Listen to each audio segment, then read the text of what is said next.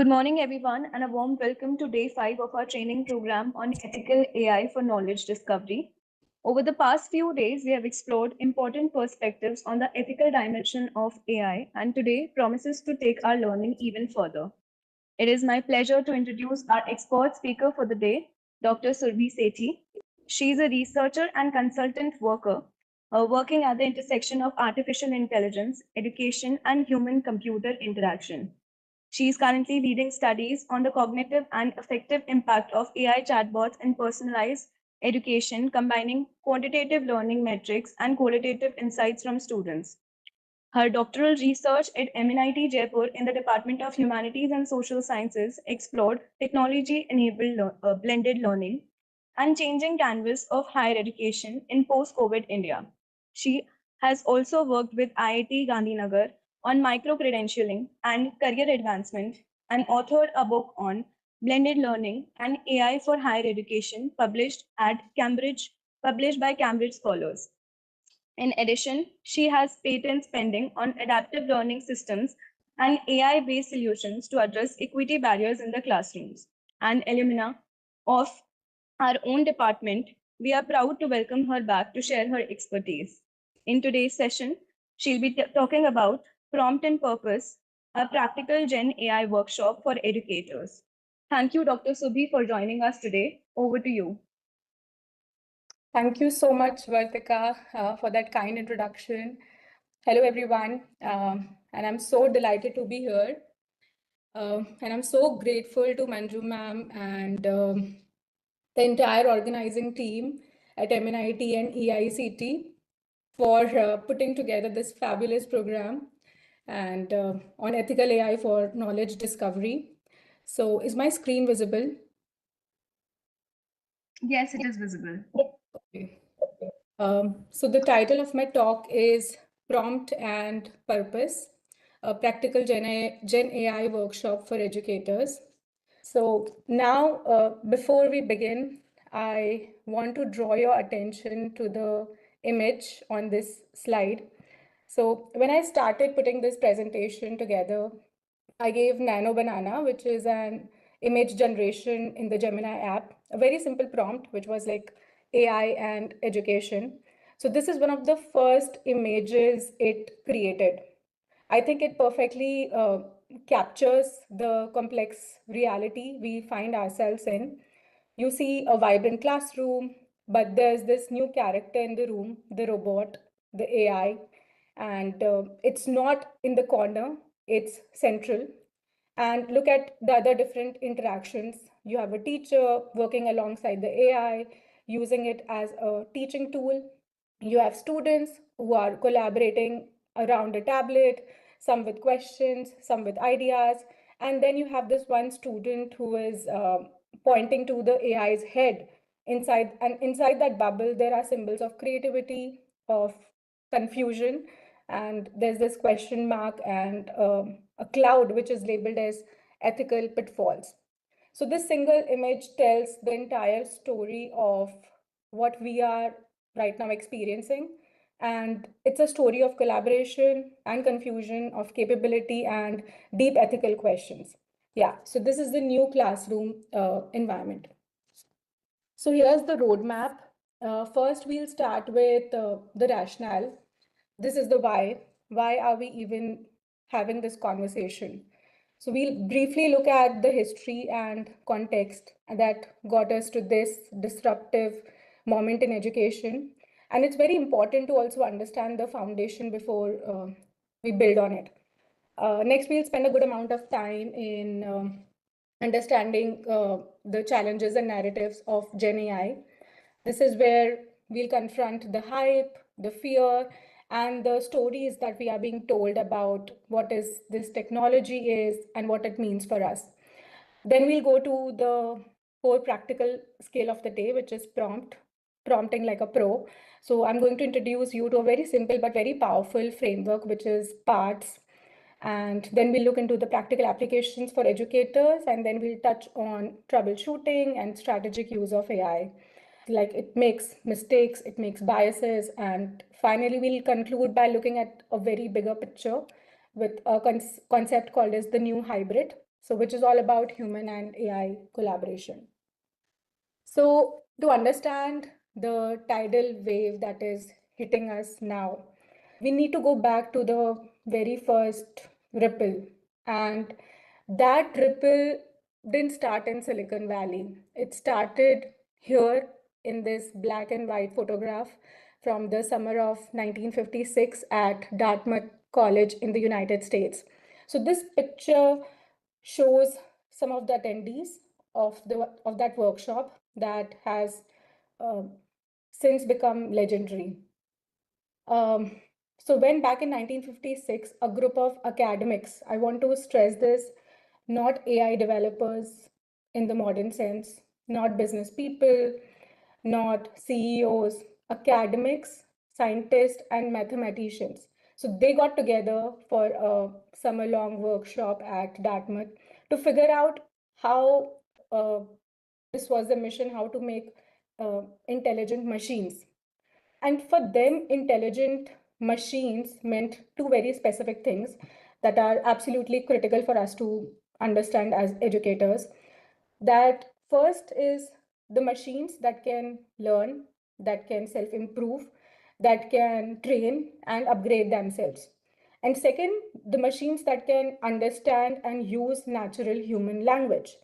So for over 60 years, they spent that second part on the natural language was the great bottleneck because computers could calculate, they could process, but they couldn't converse. So they couldn't understand the context or the intent in the way humans do. So what we are experiencing right now is the direct result of what these people, these men in 1956, for better or worse, the reality we are navigating in our classroom today.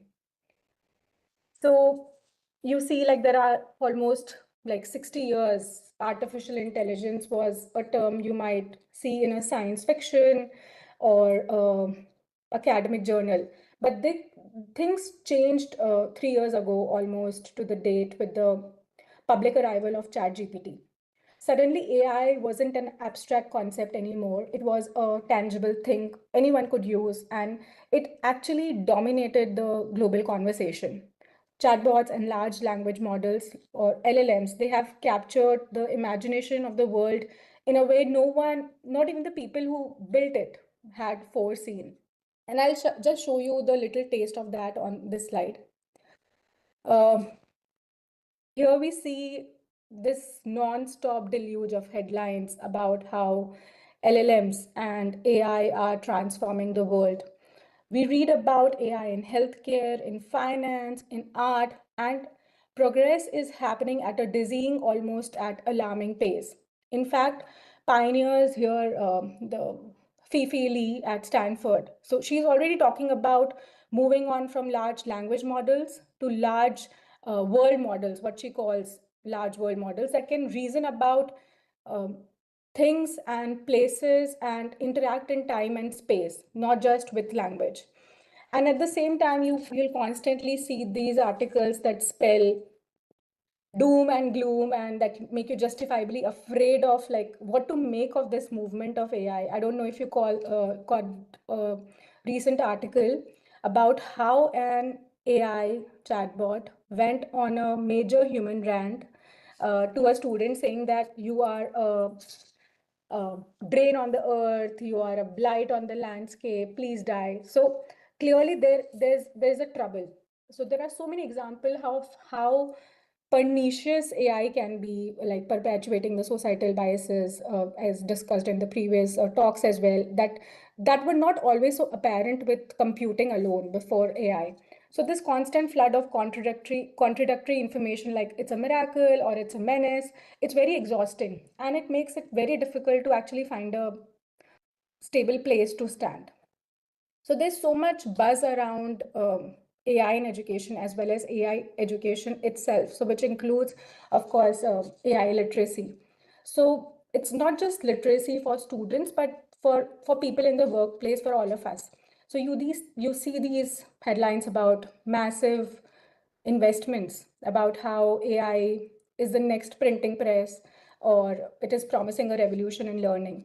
But then you see the other side of the story. You see the headlines on the next slide, which is, of course, like how teachers and students and parents, they are grappling with a lot of messier, and they're like facing a lot of new, of course, they're facing this new reality. And like, these are quite disturbing, whatever the news that are coming up right now. So we're seeing the horrifying rise of sexually explicit deepfakes. We are facing crisis around academic integrity, with lawsuits over cheating, AI cheating, and punishments as well. Also, there's this recent Harvard study which confirmed that these tools are already deeply rooted in our students' daily lives, and which, whether we have a policy for them or not. And we need to make a policy for, as an AI literacy policy for students. And we are all trying to figure out how to handle it. In fact, here in the US, they have come up with this. There's this Office of Civil Rights. They just released a very important document laying out all the scenarios of discriminatory use of AI in school. And they're actually putting institutions on notice. So, for example, if deep fakes are being circulated and the administration does nothing, so they could be held accountable. So this isn't a future problem, this is a right now problem, and the stakes are incredibly high. Okay, so the reality is that AI cannot be ignored. We cannot ban our way out of this. We cannot put the genie back in the bottle. And the reason is that these are fundamentally powerful tools. They are capable of amplifying human intelligence in ways those visionaries back in 1956 had imagined. And after decades of slow progress, these tools are now here, and they're accessible to everyone with an internet connection, and they are here to stay, I think. So our choice is not whether to we will engage with AI, or we're not gonna engage with it. So do we engage it from the position of fear, or react like trying to lock everything down, or do we engage it from the position of curiosity, criticality, or strategic thinking? So as educators, our responsibility is to navigate this new terrain and not to pretend it doesn't exist. Okay. So looking at those headlines, it is actually overwhelming, completely overwhelming. Every day there's this new model. Every day you listen like there's this new feature coming up, new controversy as well. So it's so much technology to keep track of. So I think it is much better to talk about what's happening with generative AI and education. And that's the title of my talk as well. So looking at through a very simplified framework like this one also on the slide. So let's break this down. So on the vertical axis, you see the word intelligence. So this represents the raw capability of the AI models, and they are relentlessly growing more intelligent. And by that, I'm referring to all those terms you see, like there's this larger parameter size, bigger context windows, or multimodality. So in simple terms, they are getting smarter every day. And they can also remember like our conversation. They can now see, they can now hear, and also speak. So this upward march in capability is driven by a key invention from 2017, which was also you guys shown on the screen by the paper, which was written by Google researchers. And the paper was Attention is All You Need. So they actually introduced the transformer architecture, and that is the engine that gave us the generative AI, which we are dealing with today. So then on the horizontal axis, you can see integration. So this is about how that intelligence is becoming embodied, how it is taking from form in the real world. So we see them in the Ray-Ban glasses and metaverses and humanoid robots in our smart home devices as well. So the intelligence is moving from a website into the tools and technologies we use in our daily work, in our daily lives. So always keep two forces in your mind. There's this growing intelligence, but also like there's this increasing integration as well. But there's this one more thing I want you need to focus on. There's this on top right corner, you can see AGI. So I sometimes worry that those of us working in education sector, we forget that the not the goal of the people actually in OpenAI or Anthropic or Google, their goal is to like build AGI, which is their North Star. So they're not primarily worried about pedagogy or student engagement. They're worried about AGI. AGI is artificial general intelligence. So this is what they're aiming for. So what is AGI is the machine that can understand and learn across any intellectual domain, just like a human do. So we don't have that yet, but everything that they're building is a step in that direction.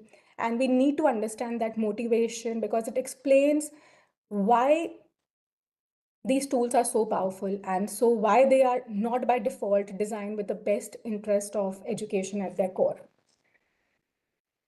Okay, so the rapid progress forces us to confront a question that has been at the heart of computer science for over 70 years. And as we are now talking about AGI, so first let's see this video and then we'll talk about it. Oh, can they? Could machines ever think as human beings do? Most people say not. You're not most people. Well, the problem is you're asking a stupid question. I am? Of course, machines can't think as people do. A machine is different from a person. Hence, they think differently. The interesting question is, just because something thinks differently from you, does that mean it's not thinking? No, we allow for humans to have such divergences from one another. You like strawberries, I hate ice skating. You cry at sad films, I am allergic to pollen. What is the point of different tastes, different preferences, if not to say that our brains work differently, that we think differently?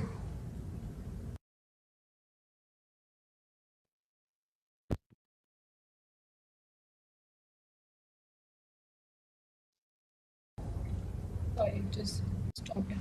You like strawberries, I hate ice skating. You cry at sad films, I am allergic to pollen.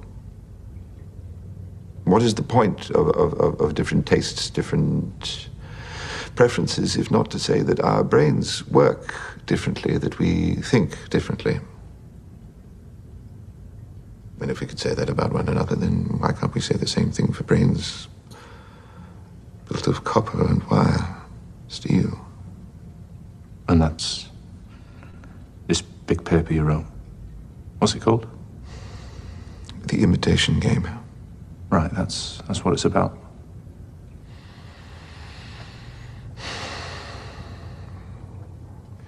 Would you like to play? Play? It's a game, a test of sorts, for determining whether something is a machine or a human being. How do I play? Well, there's a judge and a subject, and the judge asks questions, and depending on the subject's answers, determines who he is talking with, what he is talking with, and all you have to do is ask me a question.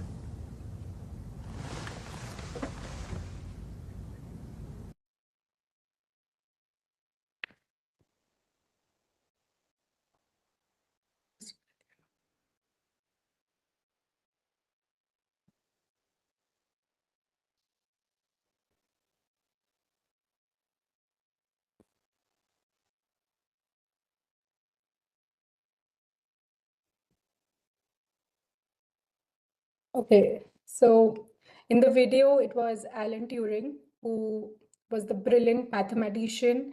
You see pictured in some of these slides as well, in the previous slide as well. He wrote a seminal paper. He started by asking, can machines think? But he found the question itself to be too ambiguous, too loaded with philosophical baggage, that what does it even mean to actually think? And so he replaced it with a very practical and observable test, and he called it the imitation game. But we now know it as the Turing test. So it's a good time to actually rewatch this film called The Imitation Game if you haven't seen it already. And the test is actually simple. So what they're discussing is there's this human interrogator who has a text-based conversation with two unseen entities. There are two unseen entities. So one is human and one is machine. So if the interrogator cannot reliably tell like which is which, the machine is said to have passed the test. Like the interrogator cannot see or cannot tell with just the voice that if that is human or that is a machine. He cannot differentiate. So that's the imitation game. And for decades, no machine came close. So their responses were very brittle, very robotic, and easily identifiable. But now I think, as many people have rightly said, that the test has finally been passed with modern large language models. So the study of AI over the years has, in a way, always been a study of human intelligence. So what makes us unique? So now, if the machines that can imitate our language, they can like flawlessly, they can speak Hindi, Bengali, Gujarati, Spanish, French. So we are forced to take another leap. We have to rethink like what it means to learn, and of course like how we evaluate learning as well, because educators, we need to assess for the assessment, and we have to evaluate like how are they learning and evaluate the courses and materials and everything. So if a machine can write an essay that is indistinguishably like it cannot differentiate between is it written by students or is it written by machine, so what is the purpose of that essay as an assessment? So this is not just a minor challenge in the education sector, and we are actually knowledge workers. We are here to predict. Our product is actually knowledge, and this technology is aimed at the heart of what we do, and it means to realign ourselves very carefully. So let's talk about the moment everything changed. The public release of ChatGPT in 2022. So it was the first language model, not by a long shot. It was the one that broke through, and it became, and that is not an exaggeration, the fastest growing consumer application in the history of the internet. So I want to pose this question to you. So what do you think? Why was ChatGPT such a big hit? And I want to make it interactive. So please take out your phones. You can scan this QR code, or you can just go to menti.com and type this code, which is on your screen, which is 16876907. And in a word or in a very short phrase, I want you to tell me why you think it was such an instant and massive hit. So I'll give you all a minute or two to put your thoughts, and we'll see them pop up on the screen. So you can go to menti.com, or you can just scan this QR code. We also have a question in the chat box Okay. from Paresh. Learn with independent intention. If you can throw some light on that. Sure. Like I want to understand it. Like Bhadresh, can you explain me more? Like what is learning with independent intention? Is it specific to a slide, or you can also turn on your mic and speak, or you can just write on the chat? Good morning, ma'am. Hi. Hi, ma'am. Ma'am, I wanted to ask, you mentioned that AGI, artificial general intelligence, or super intelligence, they have been referring, particularly Yeah. the elites who are making this up. Uh, I want to understand whether they want to develop an independent intentional learning, like the machine is learning independently out of its own intention, or does it has an identity? Because currently what they are doing is, what in my understanding is, when they're putting guardrails, the current LLM model is designed to serve and assist humans in executing their task. The intention or the identity is still propelled by the humans. When they are saying AGI, whether they are giving it a identity or not. That's my question. Thank you. I think because right now what they are developing and what I'm seeing here is because Anthropic, in terms of education, if I can say, so how they can develop AGI and, as you said, an identity. So right now they're just like it's based on our data. They're collecting data and getting doing all the training. And in education, they have this guided learning, which is just released in August by Google. And there is this, Anthropic also has this open learning where they can just learn, they're just able to learn it. And in terms of identity, I don't think so, because I heard the DeepMind researcher and the Nobel Prize winner as well, Demis Hassabis, and he mentioned that they have not reached there yet. They don't know how to make AGI, though they predicted that they will be able to make it by 2030 with all the products that they have and the data that they have. But they're not very actively making AGI. They have this intention though, and they have this intention, of course, of making an own identity, but they haven't reached there yet. So yeah. I hope I answered your question. Yes, ma'am. Okay. Okay, I see. So now let me just go to Menti, and I hope you guys have shared your responses. Okay, I can see. So there's this prompt, which is in massive. Let me share this present.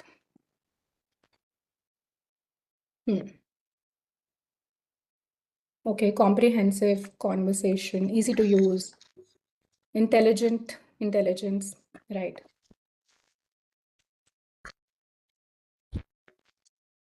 Easy to access. Yeah, it was free. Yeah.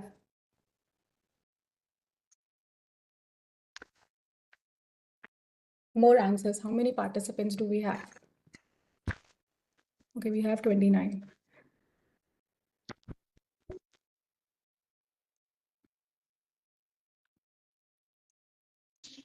Ma'am, can I prompt one of the word defining ChatGPT is such a hit?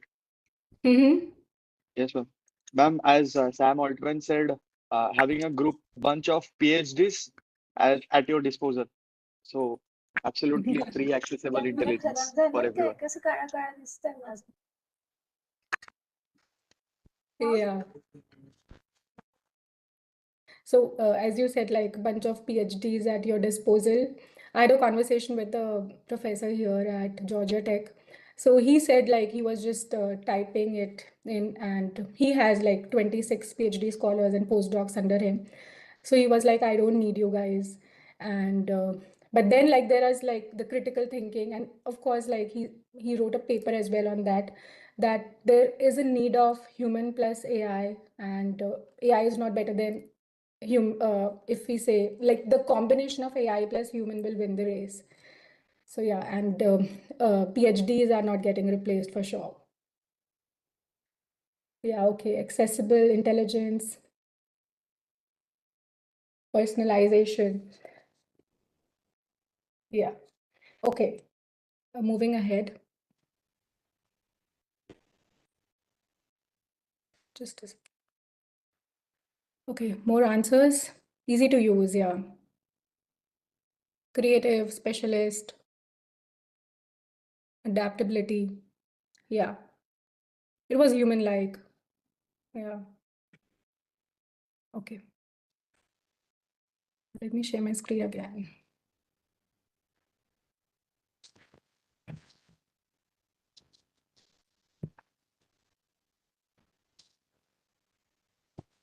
Yeah, so based on all the responses, it was actually the convergence of these three key factors that I created, what I call the sweet spot.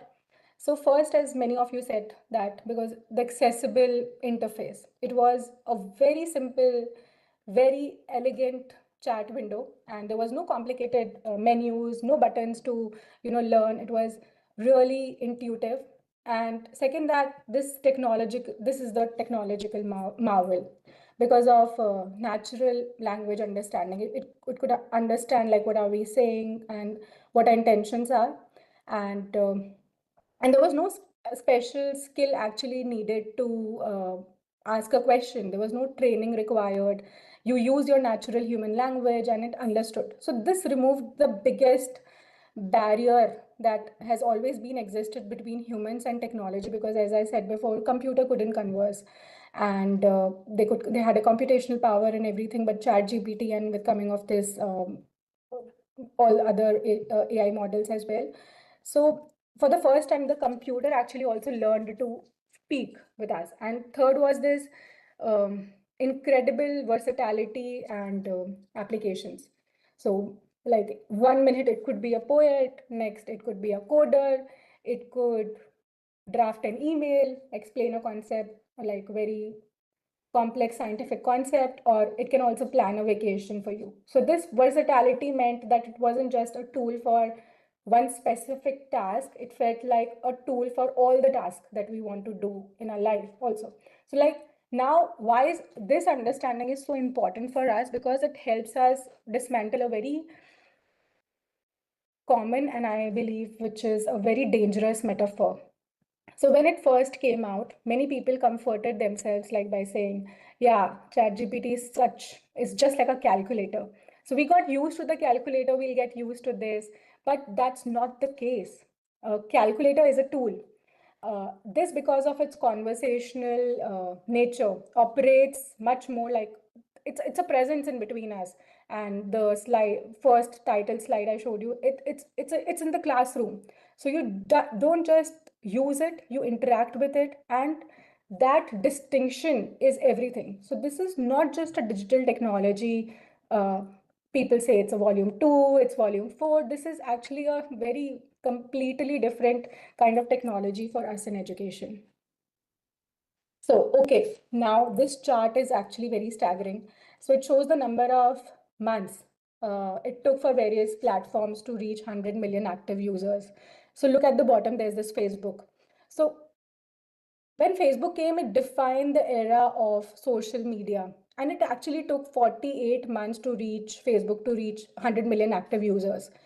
4 years. And then Snapchat, 36 months. Instagram, of course, it's a phenomenon in its own, right? So it took 30 months. Even TikTok, which felt like an overnight sensation, that took over like 9 months. But ChatGPT, look at it. 2 months it reached 100 million active users. This isn't just a quantitative difference, it's a very qualitative one. So this isn't just another app. This actually represents a very step change in technology adoption. It tells us that this isn't something that is slowly seeping into our culture. It arrived like a wave, and it means we don't have the luxury of waiting like a few years to figure out our response. Like in the school and colleges, all the students adopted it in weeks. The world actually adopted it in months, and as educational institutions, and they're also circulating it freely. Like it is not circulating here freely, like Gemini is not doing it, Claude is not doing it. But in India, because of the population and because to gain the active users, they're very free. Like Perplexity is free for the Airtel users, and of course, Gemini and Google, like the pro features are available for free. So, and also it was very shocking because as educational institutions, and also I wrote my thesis on higher education, we are like very skeptical to adopt a technology. But in this lightning fast reflexes, we adopted it. And the pace of technological change has dramatically, outstripped the pace of institutional change. And that gap is where all of the friction, all of the anxiety, and all of the opportunity actually currently resides in education sector. So now look at this graph. It shows the quarterly spending by 4 biggest player in the tech world, which is Amazon, Microsoft, Alphabet, which is Google, and Meta. So the capital spending basically means the money that they're investing in the fundamental infrastructure of their business, like things like property and most importantly, the equipment that they have. So look at the trend, especially from 2023 onwards.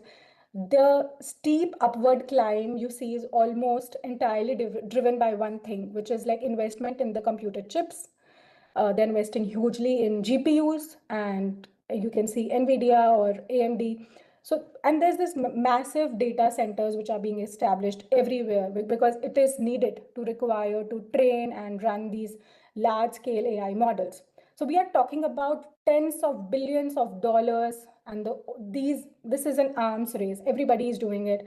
The largest and most powerful corporations in the world, which are here in the United States, they are being betting their entire future on it. And for us in education, this means that we are not just dealing with another piece of software. We are dealing with the single biggest technological and economic shift of our time. Okay, so as I mentioned about the Georgia Tech professor, so I want to spend a few minutes talking about this project, which is called as Jill Watson. It is from Georgia Tech's Design Intelligence Lab, which is here in Atlanta, and it is led by Professor Ashok Goel. So it is not a new tool. Jill Watson is not a new tool. It is one of the original and most well-researched AI teaching assistants in the world. So it was actually designed to help answer the thousands of routine students' questions that come up in very large language courses.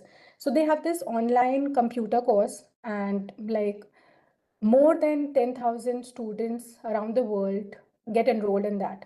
So the questions, like, of course, in online education, we have these questions like, when is the first midterm? What's the policy on late submissions? And by automating these, it actually freed up the educators and the teachers and everybody's time and the human instructors to actually focus on like more substantive or pedagogical conversations. But over the years, what they have done is, so the Jill Watson, and it was in collaboration with IBM. So this was Jill Watson. So it has evolved into something much more sophisticated. As you can see from the first point, the conversations are now based on the actual course materials. So they use a technique called as RAG, which is retrieval augmented generation. So that means that Jill answers are very much grounded in the textbook or the lecture materials or the syllabus that was shared to Jill. So this actually dramatically, the hallucinations are less, and it improves the accuracy, it reduces, and it also make AI is not making things up because it was trained on the lectures and course materials. And they've published a lot of peer-reviewed research papers on this, and the findings are really significant. And also there's this AI Alloy, which is adult learning and online education. So that's a big project which is funded by National Science Foundation. Here, all the project is funded by them, and they are building it as they call it Jill Watson a teaching presence. So students feel more supported, more connected with Jill now, and it leads to a better. What their research they have shown is it leads to better learning outcomes, higher student grades, improved retention rates, and everything. So this is real, and this is an empirical evidence that these tools, when designed very thoughtfully, they can have a positive impact on student success. So, but the most fascinating research that the AI Alloy has produced is, you can see, can an AI partner empower learners to ask critical questions? Because it is also very important that huge questions for all of us, because in education space, because does giving student and AI assistance make them lazy, or does it make them curious? So this was their research question. So the findings were very remarkable. They found that in classroom with Jill Watson, students asking a significantly higher proportion of higher order questions. These weren't just simple clarification questions. They were deeper, they were more critical, what if and why questions. And the longer students interacted with Jill, the more the questioning skills also improved. And I met one professor here. He's from business school. And what he mentioned was, now because we have to take the assessments and essay format and everything. And in terms of, he's asking, give me all the prompts that you have that you have put in the AI model as a criteria to evaluate the critical thinking of the student. And this is the same research that they have also produced, because like they're able to ask higher skill questions to the ChatGPT, to Gemini and everything. And Jill is also in the same area. And it has also outstripped some of, like, because it answers all the questions. So ChatGPT is not able to answer that. They have also mentioned somewhere in their report, in Alloy report. So this research actually challenges the fear that AI will make our students passive, or it suggests that when used correctly, what it suggests is when you use correctly, AI can actually stimulate curiosity and foster the very critical thinking skills that we want our students to develop. So it's a powerful example if, like, well-designed, researched, backed educational AI can achieve anything.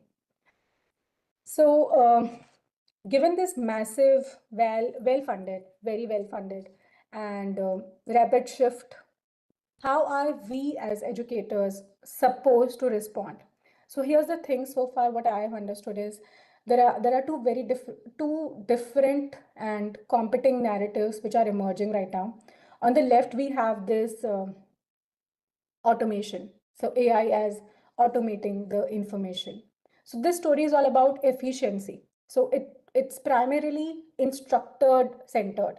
It's about using AI to do our existing tasks faster, like curriculum planning. There is this content generation, or creating quizzes. So, and even automated, grading and feedback. There are a lot of startups who are coming here on automating the grading, because it takes a lot of time to evaluate the copies and give feedback to each and every student. And where the strength is more than 75, 85, 95, it's very difficult for an educator to spend time on grading and assessment, and like it can free up the educator time. So it's about efficiency, like saving the time. And I am actually a firm believer that human expert has to be in the loop. And if these tools can save us a lot of time, on few hours on administrative tasks, that's a good thing, right? And we're all overworked. Like if AI can generate a first draft of a lesson, or it can generate some quiz questions, we can then review and refine our expertise on, and that's a win on better things. And I'm deeply worried about what this narrative is, because there's this automation and then there's this augmentation. Because the real promise of this AI is the potential of AI is on the right side. This is the narrative of AI as augmenting the individual. So this story isn't about efficiency, it's about effectiveness. So there's this difference, efficiency and effectiveness. It's learner centered. This is learner centered and not instructor centered. This means really thinking about how you use AI to create personalized learning. And I'm also working on this project called as personalized learning using AI chatbots, where we are collecting data from high school mathematics students. And what we are doing is we are asking questions on what are some of the challenges that they are facing in, like some student are very good in fraction, they know how to do fractions. Some are not good in using integers. So, like, different students, different challenges. But if we can personalize this education, how it can improve the learning outcomes of the students. And it's about using AI as an assistant and a tutor, and integrating this feedback with your own. Of course, the teacher is there to provide feedback. So it's about idea of collaboration and partnership between humans and AI. So the first narrative is automation making education to be more efficient, but it will become a factory then. But the second narrative, which is augmentation, this promises to make learning more personal, more dynamic, and more powerful than ever before. So AI is actually supposed to, augment our capabilities. It's not supposed to automate us. And as educators, we must constantly push ourselves and our institutions towards the right side of this slide. Okay, a lot of thinking has gone into the distinction between automation and augmentation, and this idea of a new collaborative hybrid is something that Professor Manju ma'am and I explored in our book, which is Blended Learning and AI in Higher Education, which is published by Cambridge Scholars UK. So we started working on this book a couple of years ago, and trying to make sense of these things, like how these two powerful forces, like, they are colliding together, and what it would mean for our students and our institutions. because when I was at MNIT, so we were working on blended learning and how in-person and online learning can improve the learning outcomes or can improve the learning experiences of the students. And then AI is here, and we really try to ground the conversation in the practical advice for educators and leaders, emphasizing how these technologies can be used to personalize and actually enhance the education for students and not just replacing the teachers, because everybody is saying that it will replace the teachers, but there are the ethical concerns, there are privacy issues, there's this evolving role of teacher in this new tech driven environment. Especially we talk about like collaboration in terms of the new hybrid, because what we mean by that hybrid is AI and human working together. That's the new partnership. And I just wanted to provide that context for where some of these ideas that I'm sharing are coming from. Okay, now if we agree that our goal is to move towards augmentation, so this collaborative partnership with AI that we need to establish, because AI is there and we have to use it. So we have to learn how to communicate effectively with our partner, and which is the practical skill today for this talk. And that is the skill of prompting, right? The quality of your output is direct reflection of the quality of your input. So garbage in, garbage out. So if you are like inputting professionally, it will give an output which is very professional. So look at this very simple example. On the far left, you can see that we have a very simple prompt, which is explain monetary policy and inflation. So this is a very basic query. You are like, you'll get a very generic and Wikipedia style summary from this. It's okay, but it's not very useful for any specific task, right? And then in the middle, we have a very better prompt, which is discuss how central banks can use interest rates to control inflation. So now we are actually, what you know is narrowing the focus. So we are specifying the how and the what. So this will give us a more focused and useful explanation of a specific mechanism. So it's an improvement. But now look at the best prompt on the right. So this is completely different level of communication. So let's break it down. It starts with act as an economic policy advisor. That's a role, that's a persona. Then it sets a context. Prepare a briefing on the monetary policy committee. So this is a high stake professional scenario because you have to brief to a policy committee. So it defines the objective and address the inflation in a post-pandemic economy. And most importantly, it gives explicit instructions for the structure and content of the output. So your briefing should include a very concise overview, a proposal for two distinct strategies, and analysis of potential trade-offs. So do you see the difference? The simple prompts just ask for information. The best prompts assigns a very professional task. So this is what the first one is what an amateur do, but the third one is what pro does. Right? This is the skill we need to learn and we need to master. And more importantly, this is the skill we need to be teaching our students as well. Okay, so we have seen the difference between a very simple prompt and a professional one, but what do we have to create as high quality prompts? So there's a system to it, and that system is very simple, but very incredibly powerful mental model, which is called as parts framework. So this is my go-to checklist. So the parts that I run through in my head before writing any prompt. So ensures that I am giving the AI all the specific related queries like instructions so that it give me a very good results. So let's break it down element by element. So P is for persona. This is the most important element, and it's in this one, like this one most people skip. So you have to tell AI who it should be. Don't just ask question like act as a, specific role. So why does this matter? So because as the table says, it helps the AI to actually adopt the right tone, like who's this person, act, expertise, and also a behavioral style. So if you ask it to be a university professor or a law professor, so you will get a very formal or dense and precise response. The persona is actually very important, and it's the entire character of your AI collaborator.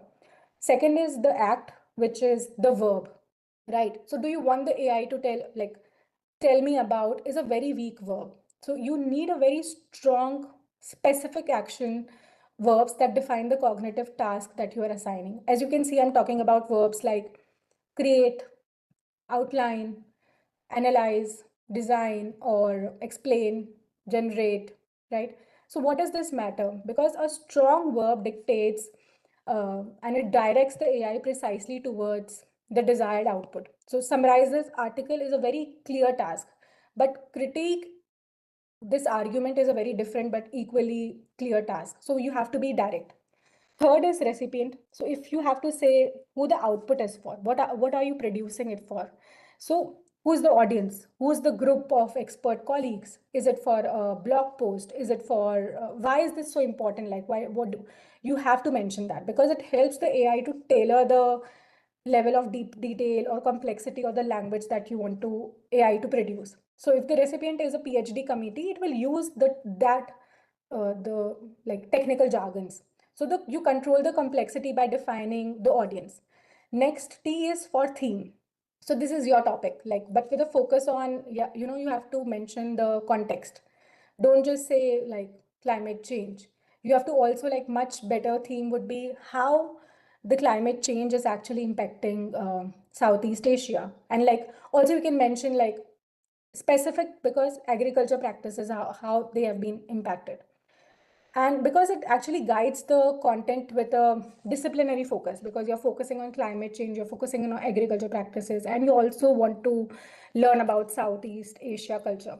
So because AI has a vast knowledge base and ensuring you get a very accurate information, you have to give a very professional, like use the SPARTS framework to actually get the good, accurate information. And finally, S is for structure. So you have to name the format you want.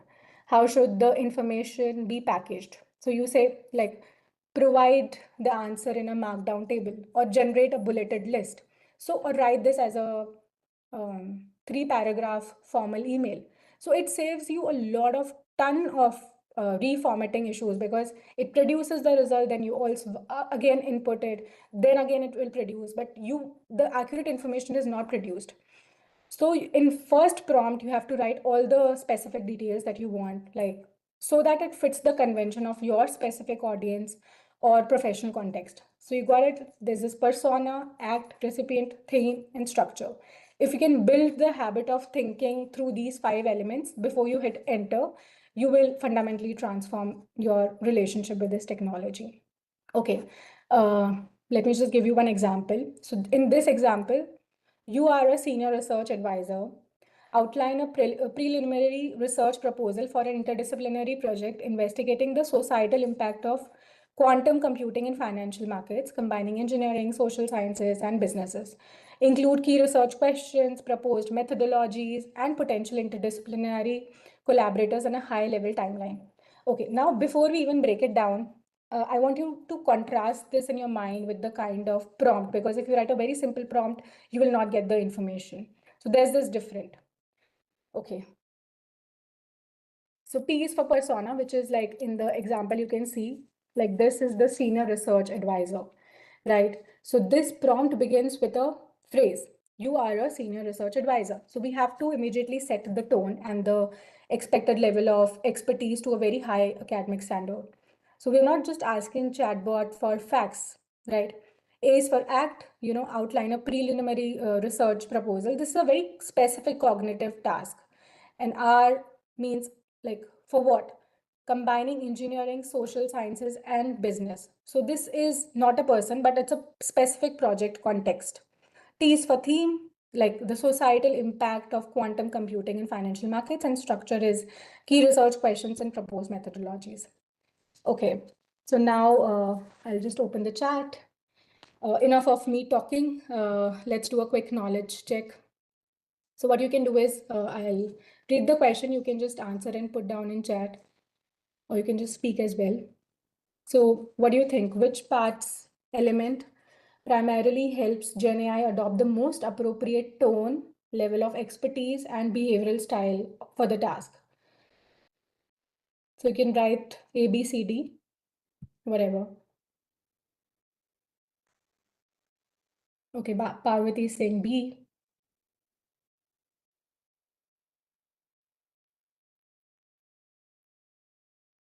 Persona, Shilpa.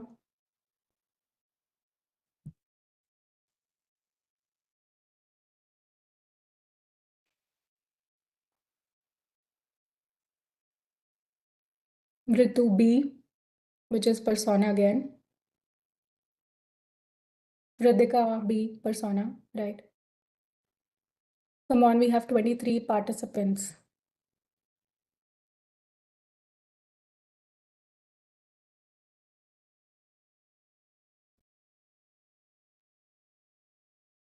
Okay, you were right. The persona is actually which sets the entire character and the voice of AI. I mean, and that's the answer. Now moving on to the next question. So when crafting a pro prompt, specifying the recipient is most critical for achieving which of the following? First, ensuring the output includes a timeline and key questions. Instructing GenAI to adopt a specific professional role. Clearly defining the core task GenAI needs to perform. And D is tailoring the level of detail, complexity, and language to the ultimate audience. So what do you think? What is the answer? D. Parvati is saying D. D. D. Ritu is also saying D. Prunal Mehta has also answered D. Riddhika D. Yeah. So the answer is D. Tailoring the level of detail, complexity, and language. Moving on. Third question. So you want GenAI to summarize a complex research paper into a bulleted list of key findings and implications. So which two parts elements are most directly addressed by the underlined phrases respectively? First is summarize, is P persona, and S is structure, or summarize act and structure, act and recipient, and persona and recipient. B.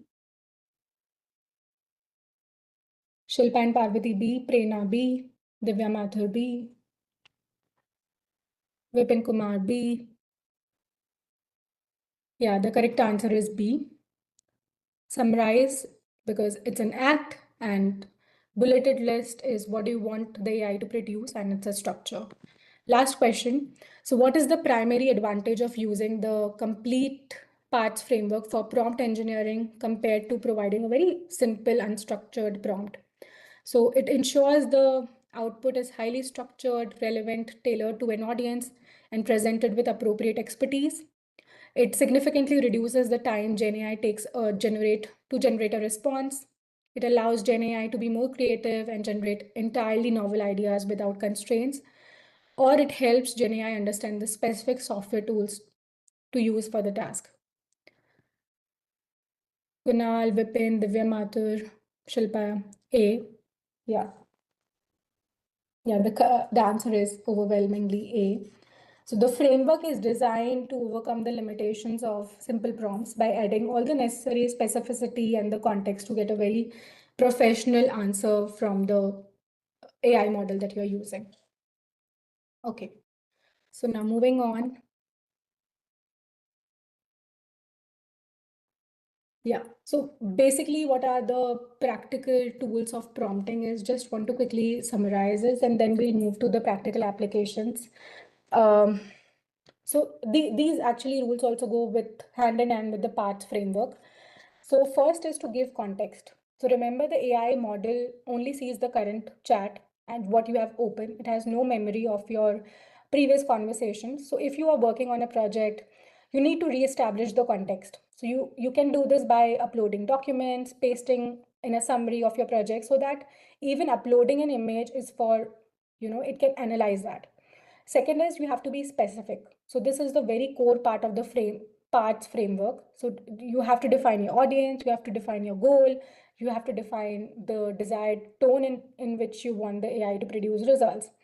Third is, you have to give the step-by-step directions. For any complex task, don't ask for everything at once. So you have to break it down. You can say like, first, help me brainstorm of 5 potential titles for this workshop. So then for the title, help me write a short description. So you have to break the You have to give step-by-step directions. Then fourth, ask a lot, right? So don't just go for one idea. Ask for 10. Ask for 10 wildly different operations, like so that it will move beyond its most generic probable responses to a more creative answers. Like if you ask them to like give me 10 ideas on Gen AI workshop. And finally, branch and iterate, because treat this as a conversation, not a one-shot command, right? Okay, so many people ask me this as well, and like which model to use. And because of course we are no longer living in a chat GPT world, we have others as well. We have like a very competitive landscape, and the three main players that we have is of course, ChatGPT, Gemini, Google's Gemini, and Anthropic's Claude.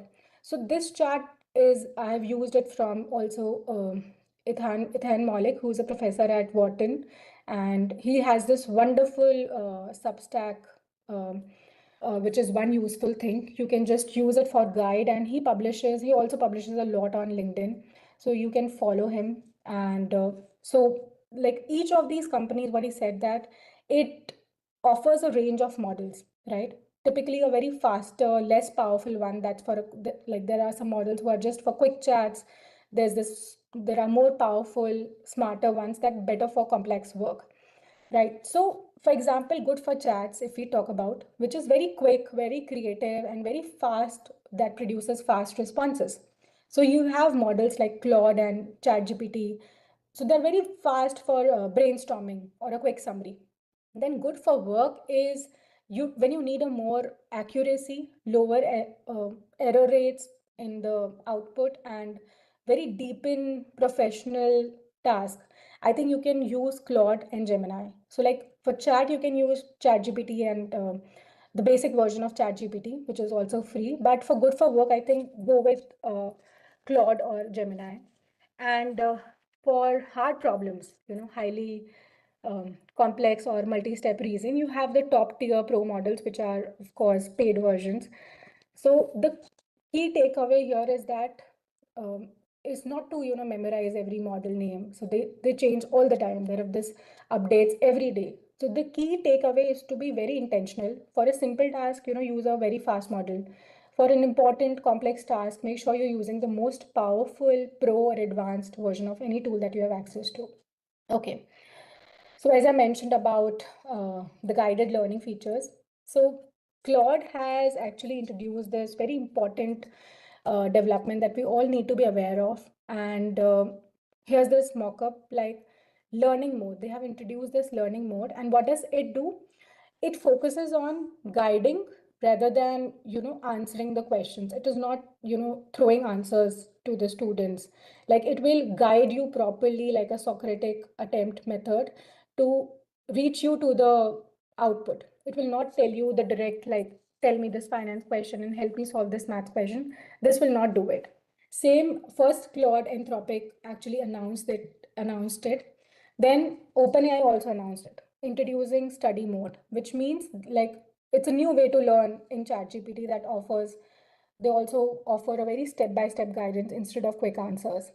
And then Google, of course, in the before is the like they released a video in which they compared before and after. Like there was this solving a physics problem. The after is the AI is acting like a Socratic tutor, breaking the problem down and step by step, giving examples, asking the question again to the guiding questions. Also, do you guys know Sal Khan? He has this Khan Academy. So he is also using the same Socratic method of answering questions. And it's basically free for high school students to use for every other subject, social science, maths. So it is also not giving direct answers to the students. It is using like one by one guided lessons and learning to answer the questions. Okay. Now moving to the practical applications of AI models. So this is like, I really love it because this is custom GPT. Google call them gems. So this is the mockup of OpenAI Chat GPT. They call it custom GPTs. The name doesn't matter, the concept does. what it does is this allows you to, as an educator, to move from being just a user of AI to become a designer, like of your own AI tools. So without, actually writing any single line of code, you can design your own custom GPTs. So how it works is, and basically actually it is available on pro version. So in the instruction box, you just write a very detailed prompt about like parts framework, persona, act, and rules for your custom AI. And you can upload your own knowledge, like because in this we have faculty as well. So what you can do is you can upload your own textbook, you can upload your syllabus or lecture notes, and then your custom GPT will answer the questions based on your course materials, which actually dramatically reduces the risk of making things up or pulling in irrelevant information. And this is actually game changer. It means like we can create a whole specialized AI assistance for our students. Um, so let's look at this very powerful example of what creating a custom GPT and AI and what it can enable. So here's a prompt to create a very specialized AI chatbot on a real person who is Geoffrey Hinton, who is often called as one of the godfathers of AI. So let's read the prompt. Pretend to be Geoffrey Hinton, explain the essence of neural networks and key research papers he published to inspire students to work on this topic and better understand it from you, present the views that you have about AI and explain why these views may have counter arguments. Focus on what's important for humanity in the future, ask questions about their understanding, and then interact with them to help them shape their thinking. Okay, so look at what this prompt is doing is it's not just asking the information for information, it's creating a character, persona, and it's asking the AI to uh, be specific and be like from his specific point of view, including his famous recent concerns that he has shared, like there are like a lot of dangers of AI, and it's instructing the AI to be interactive, to ask questions, to act as a guide.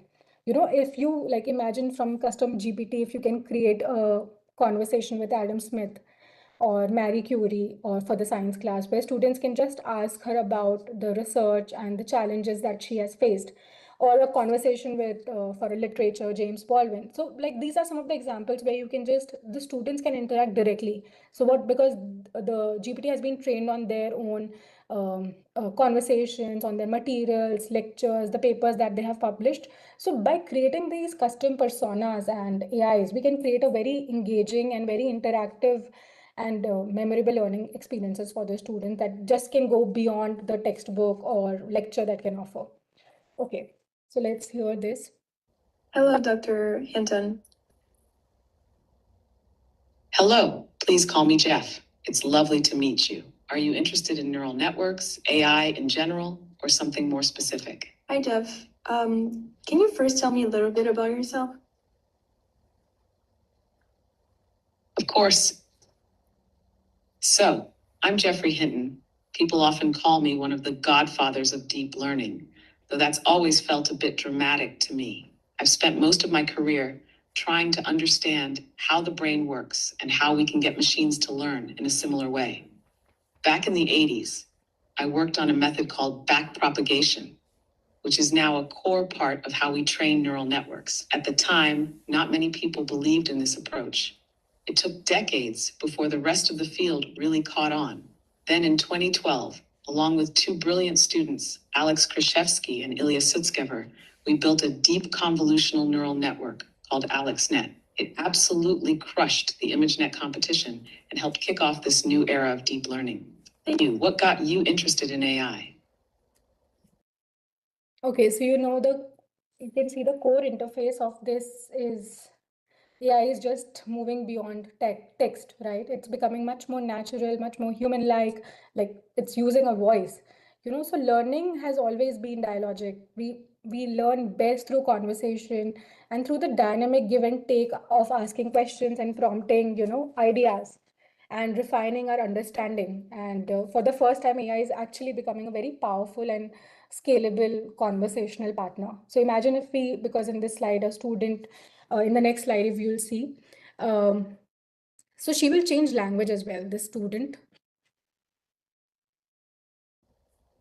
Just a second. Yeah, listen to this. So yes, if you or your classmates are wondering whether this field still has room for bold thinkers, it absolutely does. Do you find yourself more drawn to the technical side of these challenges or how they apply to real-world decisions and policy? Je pense que c'est plus sur l'impact sur le monde, etc. et comment l'intelligence artificielle peut nous aider. Et du coup, par rapport à ça, je voulais savoir quelle serait votre perspective sur l'impact de l'intelligence artificielle sur l'emploi, par exemple.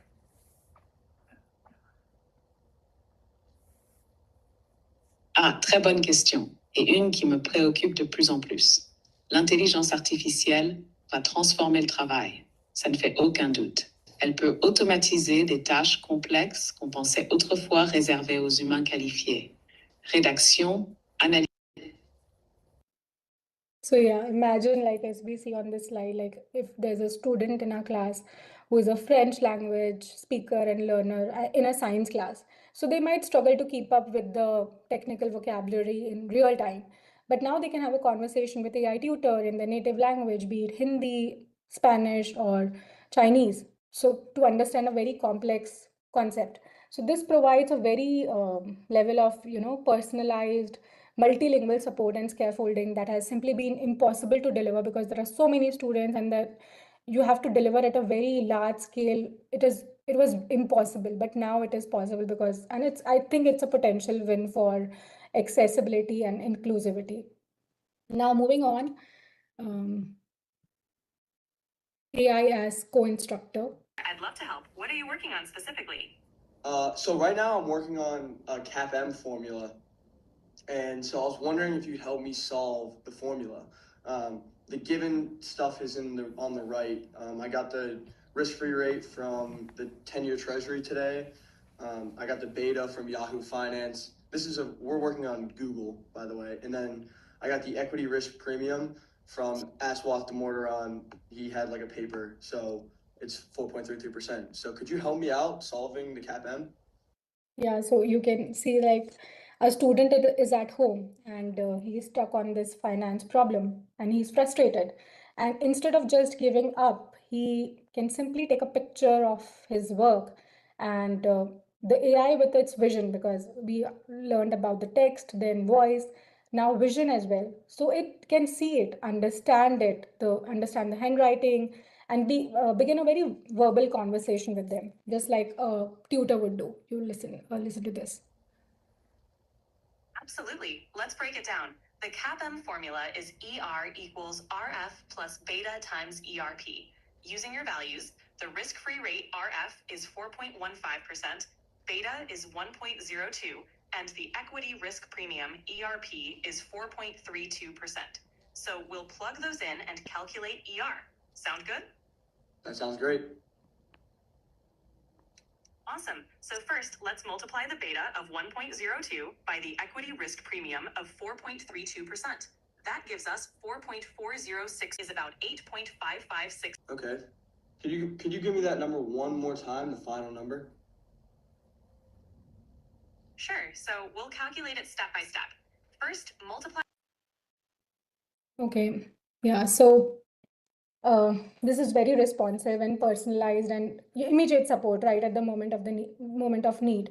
And it doesn't replace the teacher. It actually powerfully augments the learning that can happen outside the classroom as well, right? So this is very conversational, multimodal, seeing, hearing, and speaking capability is the next frontier, and it's arriving very, very quickly.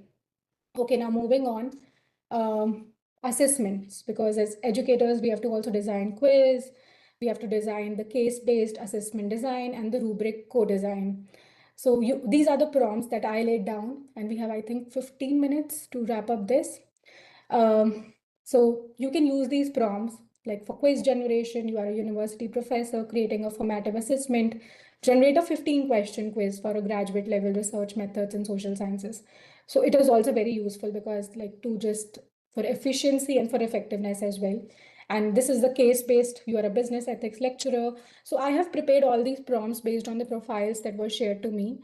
the faculty, students, and what are the courses that you are enrolled in. And third is you are a research supervisor. Co-design a project-based rubric for a PhD candidate's annual progress report presentation. The rubric should include criteria for research rigor, clarity of methodology, significance of timing, significance of things like that, right? Okay. So this Copient.ai is a company. This is a company in Atlanta.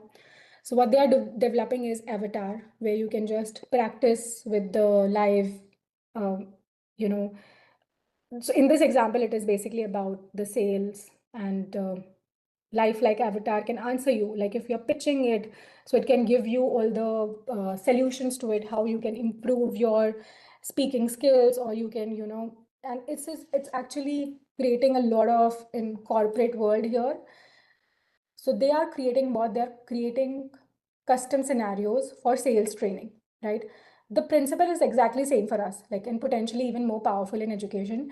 But we can use AI to, for rich scenarios for students. Like imagine creating a custom AI for economics class, like Adam Smith. So students, what they can do is they can interview him. They can interview with him directly and ask critical questions about like his decisions and everything. They can connect to Keynes theory and learn more about Keynesian principles, what was 1930 was all about.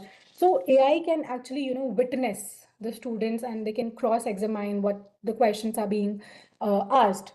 And it's like pretty good. It becomes a way, it is actually a tool for, you can role play like at a scale we could never imagine on your own. And here what I'm also seeing is many YouTubers, and they are actually creating their own avatars, and they are, uploading all the videos on YouTube. And even I saw one professor, what he did was he interacted with an AI avatar of his own, and he actually trained all his data. I mean, all the research papers, all of his course syllabus, and students, what they can do is students can talk to him. You talk to his avatar. So like even if he's not present in the office, or he's somewhere he's taking a class. So students, what they can do is they can talk and interact with his avatar, like when is the class, when do we have to submit the end-term examinations and preparation and material. So it was very good to see here, like teachers are actually taking initiative in all these directions, so that, because of course, answering all the students, and they're coming in your class, and you have to answer each and every student on these questions, which are like not very necessarily like required, and you're wasting your own time. So this is a very good like role play thing is a very good thing, right? Now building your lesson plan. So this is the prompt. You are an expert marketing faculty, which is focused on engaged and experimental learning. You want your students to learn practical marketing applications that they can apply in their workplace. So design a 30 minutes lecture about the pages I uploaded. So the teacher has uploaded all the pages that they want their lesson plan from, and it can then generate.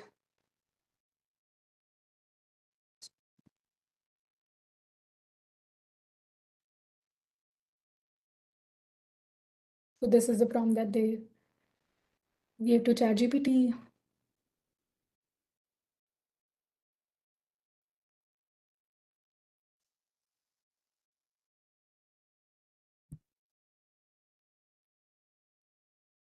Like introduction, marketing and analysis, analytics, rise of marketing analytics, like that. So you have to, like, the prompt is also very essential, as I mentioned, garbage in, garbage out. You cannot just like give it and it will produce a very brilliant result. So you have to very thoughtfully, like, it's a 30-minute lecture. So, and these are the pages I uploaded. So based on that, create a lesson. Okay. For planning, for unit design, for course syllabus, or interdisciplinary planning, these are some of the prompts that you can use.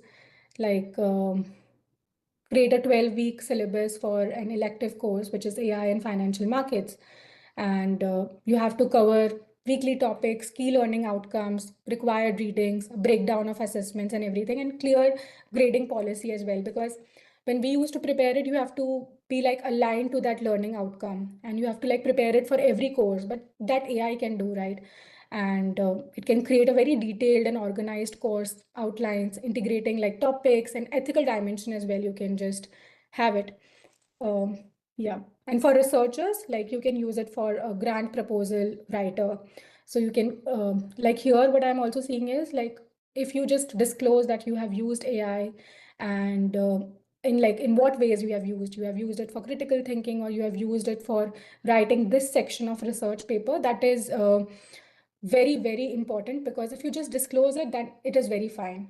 Like in journal, if you submit, or in if you're teaching as well, if you disclose like this is created by this is created by this. So it's a very, for interdisciplinary planning, it is also good for the researchers. Now, deep in understanding with guidance. So in this, I have used Gemini. And there's this feature in Gemini, which is Canvas guided learning, and you can explore this feature. So here I'm using Canvas. This is the prompt. You are a highly specialized GenAI learning guide, an expert in various academic and industry domains. I want to deepen my understanding or develop a practical skill related to generative AI. So this will not give you, because in this we have explicitly, we want to use guided learning. So this will, this is posing you a question. It is not answering all the things directly. So it is asking, does that sound like a good plan? We can start with the first step whenever you are ready. So this will ask you questions. This will not generate the direct answers. So you have to like, because if you go to deep research, it will give you all the answers. But if the students, and we restrict it in the school that you have to use guided learning, then it can, generate like this type of answer. In the last, it is also again asking question. So when we talk about complex non-linear relationship in economics, what's a simple real world example you can think of? It is asking the questions, right? Okay, so this is the guided learning feature. What you can do is, if you go to Gemini, can you see my screen, Gemini screen? Okay, and if you go here, this is the guided learning feature, and you can just prompt it here. You can change, so these are the tools: create images, which is the nano banana image that I created, Canvas, and guided learning. Okay. So these are the prompts that you can use. Now, AI as a research assistant. What I gave was, so this was this YouTube video. So what papers does Adam Grant mention, like in that particular video, and what are their key findings? So you don't have to go to like listen to everything in that video, and you can just get the key findings.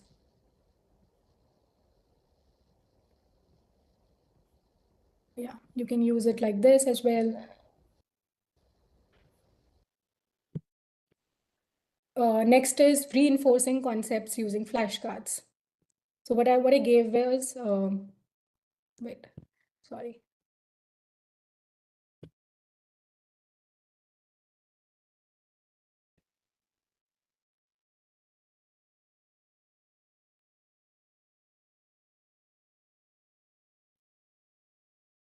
So economics is the flashcard maker I used. It is a inbuilt feature of Google AI Studio. What you can do is give the like subject material, and then just student can use this flashcard to actually understand different topics, like what is opportunity cost, what is microeconomics, inflation, deflation, and it can, improve the memory. And here in GRE, like students do it like continuously to actually remember the concepts. So this is how you can create flashcard as well. Okay, moving on. I can also give a demo of creating a flashcard. Wait.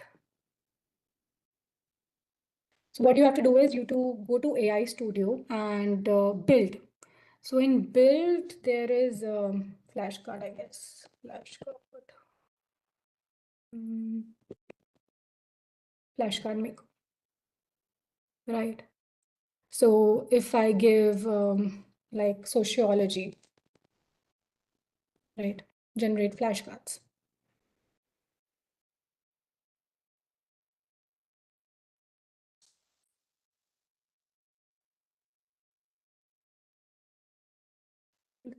It's taking time, but yeah.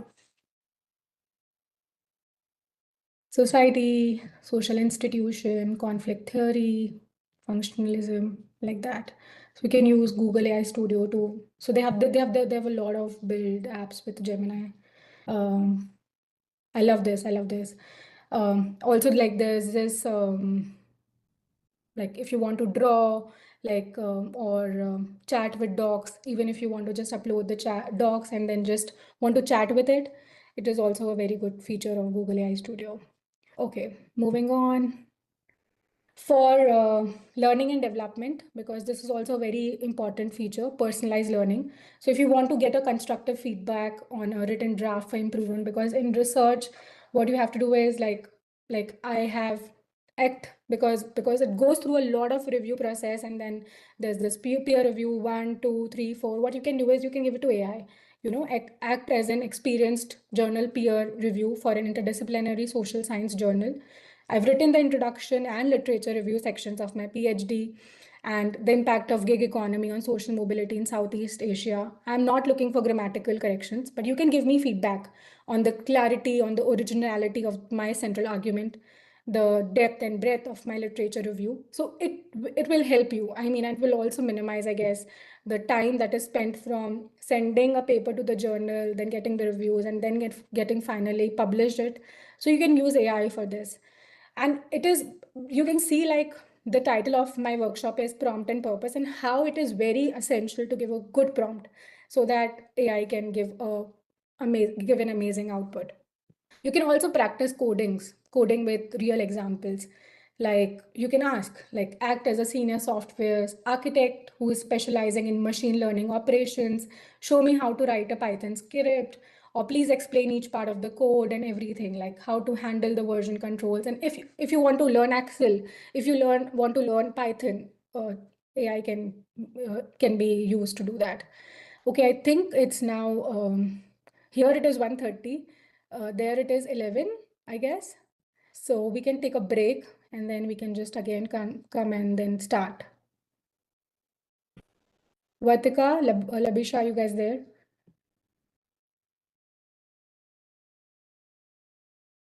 I can Hello, stop hi sharing. Susie. Yes, we can. Yeah. Survi, should we break for lunch? Should we break for tea for about till about 11:20? If that's okay. Oh, sure. Yeah. Surbi, it's wonderful. Can you hear me? Yeah, yes, ma'am. Yes, ma'am. Yeah, it's really useful. And we were looking forward for this kind of discussion. I think all the educators, including like all of us who are teachers and also who are aspirant researchers who would like to be in this career, I think it is going to help them a lot. Great. Thank you. Thank you, ma'am. So we'll break and then 11:20 we'll join again. Okay.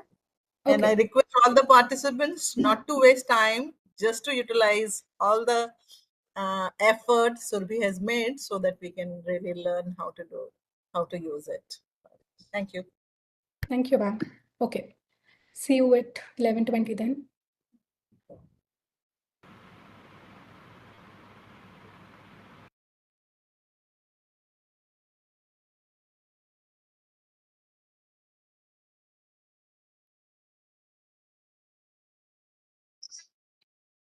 चल जाएगी आवाज.